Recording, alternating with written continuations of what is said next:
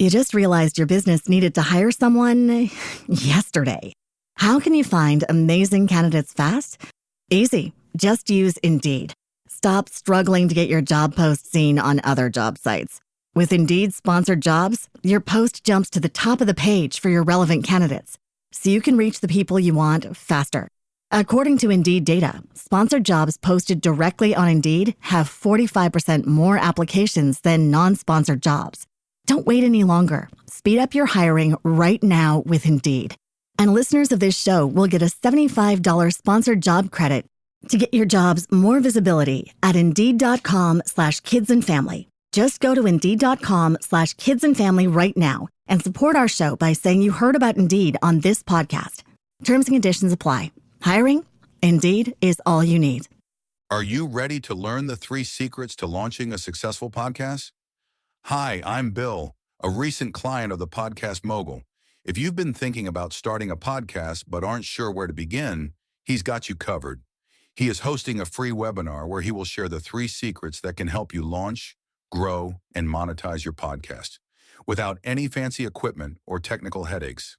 Click the link in the show notes to save your spot now and let him help get your podcast off the ground.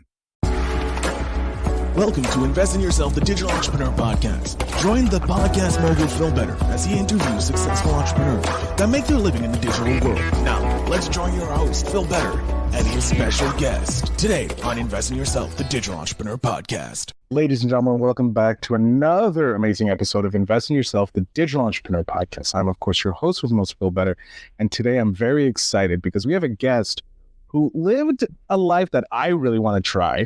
Maybe not everybody, but I definitely want to try it. While building their business, they lived in an Airstream. Were able to have their first daughter, make their first million, and of course, build a PR company that is crushing the world from it. Please welcome the CEO and founder of Publicity For Good, Heather. Heather, thank you so much for being here. Thank you. I'm so excited to be here today. So yeah, you start your business in the Airstream. Before we jump into anything, I want to know, how was that? How did that work? Sure. So I started Publicity For Good in 2016. I started it from my mom's basement. I worked at an ad agency for 3.5 years. Left the ad agency because I was given an ultimatum. At the time I was doing network marketing. I was making what I call lemonade money, like a couple $100s a month. And I was given an ultimatum, work full time for the agency, which I was, and I was overproducing or do network marketing. So June 15, 2015, I quit. I moved home. I started building Publicity For Good for my mom's basement. Had a minimum wage job at my favorite gym. I thought, why not be able to work out and get a free gym membership and work really hard late at night and in the morning and then get paid. And I funneled all that money back into Publicity For Good. And then finally, when I built it up to about $5,000 to $10,000 a month, I actually was still living in Columbus, Ohio. I went to LA for a press tour for a client. I didn't want to be rushed because I didn't know how much publicity we would get. So I got a one-way ticket. I ended up staying in California, moved to San Diego. And then months later, I met Austin, my husband now. And at the time, he was in the military. And in 2019, he was planning on getting out. And during his last deployment, we really did a bunch of research on RVs and Airstreaming. We wanted to travel. We wanted to figure out where we wanted to live. We wanted to be intentional and really figure out where is home before we settled our roots. And then he got back from deployment. We got an Airstream. We bought a 2,500 truck. And then we started out on our full-time Airstream adventure, working from the road. We had mapped out the whole year of travel to figure out where we wanted to call home. And our travels really started before the pandemic in 2019. So we were ahead of the curve, living a minimal life, being intentional. And it was just me and my boyfriend at the time in a 23-foot Airstream. Jesus. Small, right? Really? That is small, but also I love because it makes you understand what's the importance of life. keeps the important stuff there. Like you said, the minimalist lifestyle, only keeping what's important, what makes you happy, like Mary Kwan said, or I think that's her saying. She says, only things that bring you happiness you should have. So you did that and you got an Airstream. What was it like working out of the Airstream, building a PR company? Yeah. So 2019, everything was closed. And part of the adventure and excitement of being in an Airstream and travel is getting to go to local restaurants, going to local coffee shops, supporting small businesses, all those things. But everything for the most part became closed. So some of that adventure died down, and, a little bit, after a little while, we did get stir crazy because nothing was opened. Part of an excitement was working from co-working spaces, working from new restaurants, working from parks and seeing the mountains, working from coffee shops. So it was a lot of fun, but the benefit of it is we had no external distractions. Like all we had the space and time to do was work because nothing was open, and we were on the road, and we had our laptops, but we didn't have a TV. Like we had our clothes, but not a lot of clothes. So it's not like we had to do, laundry every day. It's, doing laundry, we had to go to the laundromat. So all we really had was each other and focusing on building the business because we had no external distractions because we were in a 23-foot Airstream. And with a small fridge and a small stove, you make simple meals. So, do you find when you were doing this, now that you can compare now because you're back home, you're back home, you're in a house, you're not in a 23-foot Airstream close together. Do you find that there's a difference in building the business now? Well, you're not building the business, but growing the business from when you were in the Airstream versus now? Yeah, I mean, totally different. During the pandemic, it was just Austin and myself, and we had no other distractions. Now we had Rose. She just turned 1 in June, and then we had our other son, Benaiah, and he's 2 months old. So we have a 2-month-old and a 14-month-old. So now we have different priorities. But I don't know, like we sometimes miss the sweet days just with Airstream because we now have other responsibilities, which we dreamed of. Like we dreamed of having a homestead. We dreamed of building a house. We have 22 acres. We have chickens and we have ducks and, we have a ranch. And those were, that was the intentionality in the dream all along. But it does take time away from growing your business when you have other responsibility. Now, when you were starting off your business, was there specific individuals or companies that you were targeting, or were you just targeting anybody who was willing to pay? That's a good question. So when I first got my start, there was a girl that I knew at a mastermind who had a digital marketing agency, and she said to me, can you get some of my clients in Iowa on TV? I'll pay you $200 per spot. I took the challenge. I sent out some pitches. At the time, I was at the car dealership getting my Honda Accord worked on. I sent out some pitches and I got 2 yeses. And it was in that moment that I knew I was meant to do PR because I saw how easy it came to me, how much joy I got from it. And my return on time from doing PR was way much greater than working at a gym and or network marketing, right? So when I first started out, it was really personalities and people in the ClickFunnels community. And the reason that I did that is, so for 3.5 years, my experience was consumer brands, food brands, beverage brands, brands you'd find at Whole Foods and or natural brands. And I didn't want to go after that target because at the time I felt guilty and that my work, yes, it was my work that I got for my clients, but it wasn't my company. So I didn't feel comfortable going after that niche right away out of respect to where I worked before. As time went on, I went back to my passion, which is really purpose-driven brands and entrepreneurs. So we work with small businesses, we work with entrepreneurs, and we work with consumer brands. And now very much so, It's finding the right clients that have the good mission, that are doing business to make a difference. And of course, making money along the way. But we do work with, founders of companies. I love that. I love that. When you got that first initial client, or getting them on TV, what was your the next stage? Were you already rushing to try and find more clients, or were you just living in that moment of oh my God, I was able to do it. This is something that I really enjoy. So for the first couple months, I really wasn't focused even on revenue. My biggest goal starting out is I wanted to be able, my first goal was to replace my income at the gym, and I was just making a minimum wage job. And then my goal after that was to replace my salary at the agency. And then my biggest audacious goal is I wanted to have $1 million company by the time that I was 30. But for the first couple of months, I didn't really have really big goals. I mean, I was just enjoying it. I got a lot of referrals from posting on social media.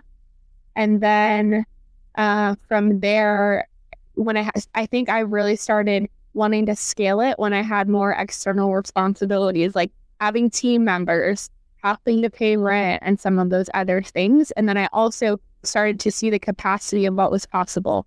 So it went from something that was just a replacement of my income to where we are now is we will be a top communications company. We want to be up with the companies who are doing $100 million plus a year.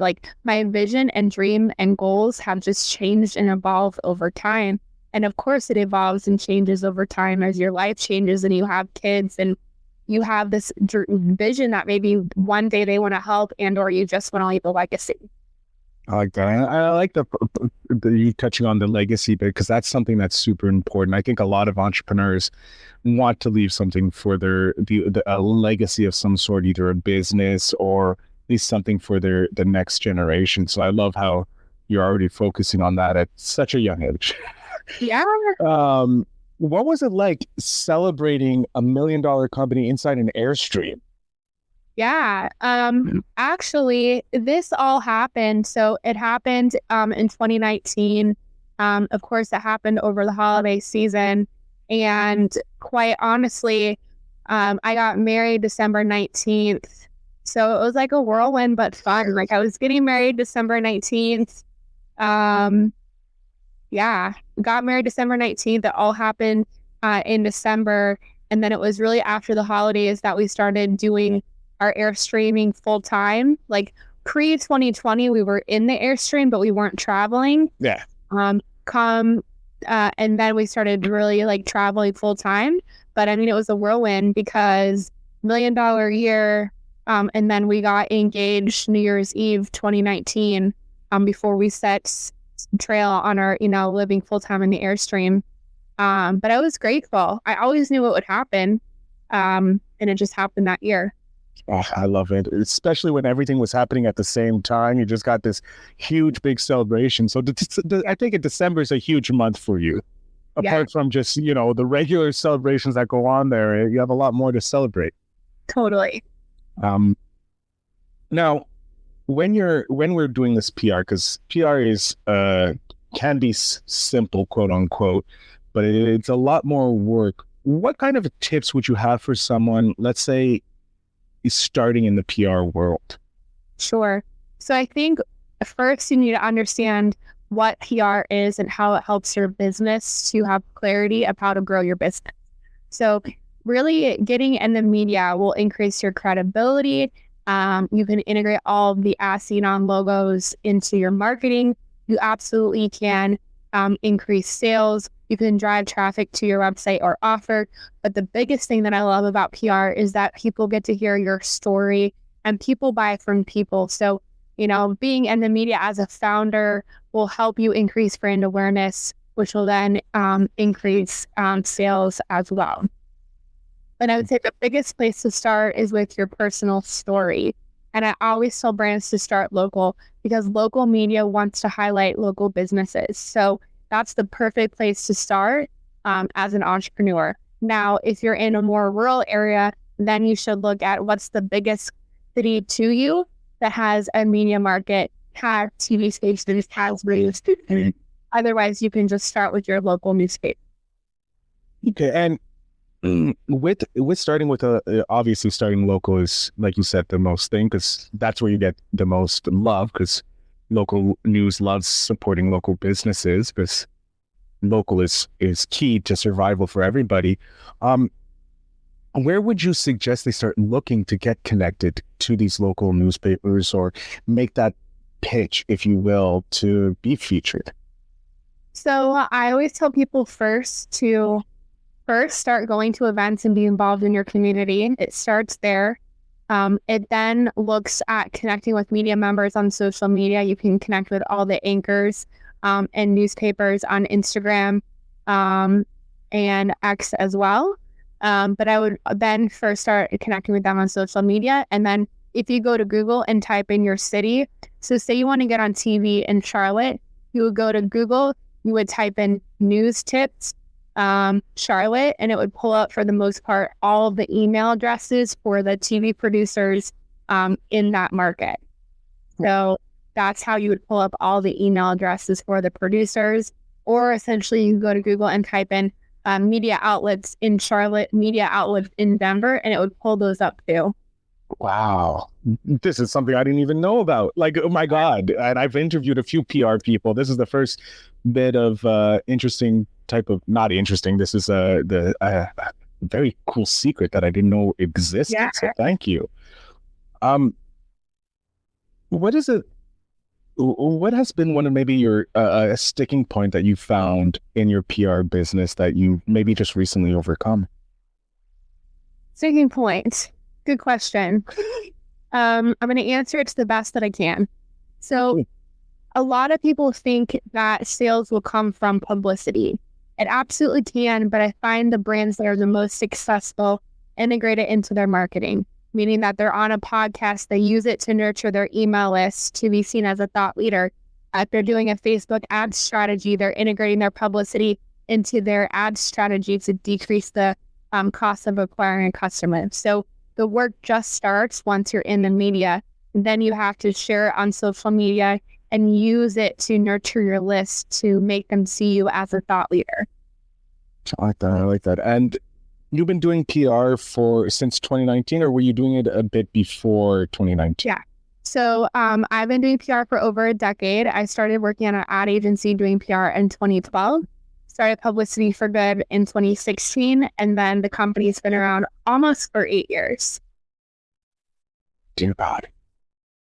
You're nearly at a decade of entrepreneurialship, and you're crushing it.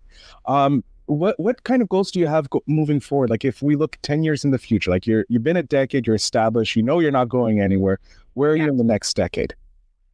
Yeah, it's really being a top communications agency, buying other companies, making PR accessible to all, making them understand it, and really having it be more digestible and price efficient for entrepreneurs, and really just supporting as many brands as possible to help them get their story out there. And the cool thing about it is, from a PR side, we've gotten people in the media who just have an Instagram account to people that have a fancy funnel. You don't need really anything. All you need is your story. And people hire us to get the work done for you, to get it done faster, and to really maximize and utilize our relationships. Yeah, because you over this time, you've built up those relationships with multiple different publicities, so you're able to just segue into the guests. Whereas if I tried it, it would probably be months worth of work just to get a small little piece. You probably can get them a feature in a second. What was it like hiring your first employee? Yeah, so my first team member was a team member in the Philippines. We've always been a mixture of full-time U.S. and the Philippines. And it was exciting. I've always loved the concept of hiring team members, investing in them, and investing in their families, quite frankly. Now, this person that you hired, are they still with you, or did they decide to part ways with you, obviously Amicably. there you go, that beautiful word. Yeah. So it was, so we started the company 8 years ago. So they're no longer with us. And it's just a mixture, transparently, of people not willing to do the work. People were not willing to do the work with where we were going, and that we are a startup and we have expectations. So it's been a mixture, transparently, of people not managing expectations or doing the work, as well as me, most likely over time, not being the leader that I knew how to be. And like, that's a whole new skill of giving people feedback and holding them accountable, right? So I think it's a mixture of it not hiring the right culture fit people, some people not willing to do the work that it takes to be in a startup, and honestly, too, probably lessons I learned along the way and or learning to lead, right? Like, that's a whole new skill set in itself.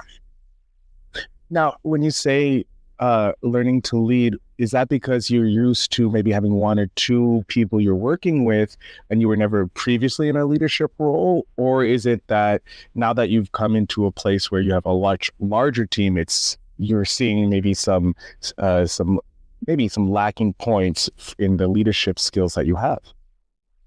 It's a mixture of never doing it before. In the past, it was a mixture of not wanting to ruffle feathers. I'm just a nice person. So holding people accountable, I didn't want to hurt feelings, and it's just an uncomfortable conversation. So it was just not knowing how to have those uncomfortable conversations when team members are not meeting their metrics habitually or any of those things, right? Like, it's a learned skill to have those conversations.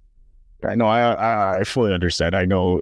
I can just imagine having to go to someone that you just hired, and you have this great rapport, and then all of a sudden it's like, look, you're not doing your job. Like, we need you to meet these things, and it's like not ruffling feathers, not being seen as the bad guy, because no one wants to be the bad person. So, but have you found that it's been getting a little easier over time? Like, you've been doing this for 8 years now, so do you feel it's a little easier? Yes, because I'm making choices based on data. Before, it would be I would be way more reactive, but now I'm really trying to remove my feelings, focus on the mission at hand, focus on the fact that we have to take care of our clients, and have the data and metrics lead decision making. Okay, that's great. No, it's great for our people who are listening, knowing that, hey, it's okay if you go feelings, but it's smarter just to fix on the data because it makes everything a little easier for you. Yeah, I love that. What kind of books or courses or things have you been doing to better or increase your leadership skills? Sure. So right now I'm really focused on neuro-linguistics programming. So I'm reading that with a team member. In the past, years ago, I went to UPW with Tony Robbins. I listened to some of his content. But honestly, where I'm at right now is focused on my morning routine, being diligent and regimented with things that I have to do. So then my team members do the same thing. Leading by example. Best way to do it. I'm interested. Do you have possibly a memory from a big win that or it could be a small win in the grand scheme of things, but that cements why you do what you do? Yeah, I mean, it's everything from working with nonprofits and them getting donations from it, to when my husband and I were on WGN. It's one of the largest TV stations. Their reach is as big as Good Morning America, and we were on WGN, and all these people DM'd me saying they wanted to live an Airstream life too. So that felt so rewarding. It's the cookie company that is owned by a mom that wasn't bringing in much revenue. She shared her story on a local TV station and brought in more than $12,000. Like, that's a huge impactful win for her and her business. I was talking to a company, and he was doing one segment on Fox LA, and that brought in $50,000. To outside of that, the legacy piece. Like, when people Google my name, they see all of my publicity. So my kids are going to be able to follow my journey as Miss Ohio to, their mom and dad featured in the media and, everything in between. The reason I love PR is its legacy. When people Google your name, you have links and links, telling your story over time. And to me, like, you can't put a price on that. The social proof is there forever. It's legendary social proof. It's something that I know our ancestors many years ago wished they could have. And pardon me, there's less of that fear of being forgotten.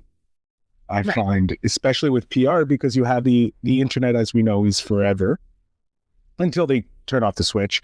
But it's true, like you said, like not only your kids, but your grandkids, your great-grandkids can see the journey that you went on to, and they can be like, well, if grandma was able to do it, then I'll be able to do it.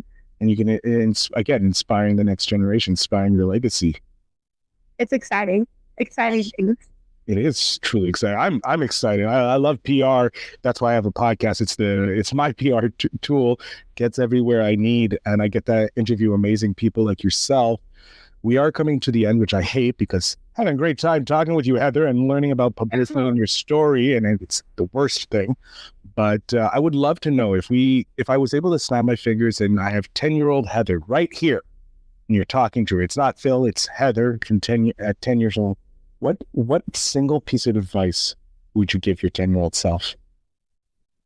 Yeah, just have faith that your dreams are going to happen at the right time. And if your dream doesn't happen, something better and or bigger will happen. Love that. That's a great piece of advice. Heather, I'm going to jump off stage here. I want you to let my audience know where they can contact you, how they can connect with you, how they can hire Publicity for Good if they feel they're a fit for you. So the floor is yours. Thank you. So getting in the media, I truly believe, is the fastest way to grow your business. And if you're wanting to understand how to integrate PR into your business, you can go to publicityforgood.com. You can find me on social media at Heather DeSantis. And we're having this amazing event in person and virtual. It's called the Elevate Elite Communication Strategy event. And at this event, you will be able to create a comprehensive communications plan for the new era, understand how to use AI for your communications plan, how to secure publicity for your brand. And this event is October 11th through the 13th in the mountains of North Carolina. So a really great time to reset, reflect, create your plan for 2024. I love it. I can't wait for it. I'll definitely have the links obviously down below. Please, we're going to give me those links. Yes. But Heather, I can't thank you enough for coming on the show, sharing your story, sharing great tips for my audience to get into the PR world and how they can leverage PR. Thank you so much. Thank you so much. To my audience, make sure you check out the show notes down below so that you can go to Heather's event in October, that you can follow Heather. You can hire Heather to do all your publicity needs and get you to the next level for your business needs. And again, remember to always invest in yourself.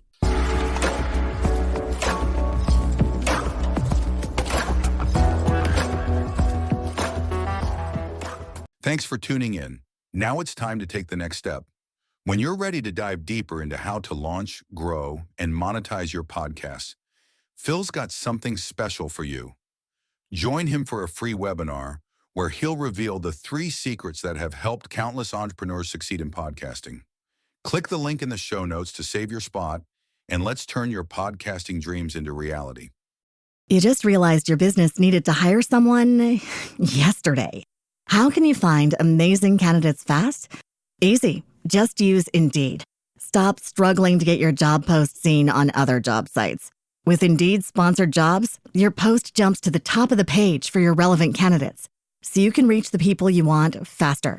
According to Indeed data, sponsored jobs posted directly on Indeed have 45% more applications than non-sponsored jobs. Don't wait any longer. Speed up your hiring right now with Indeed. And listeners of this show will get a $75 sponsored job credit To get your jobs more visibility at Indeed.com/kidsandfamily. Just go to Indeed.com/kidsandfamily right now and support our show by saying you heard about Indeed on this podcast. Terms and conditions apply. Hiring? Indeed is all you need.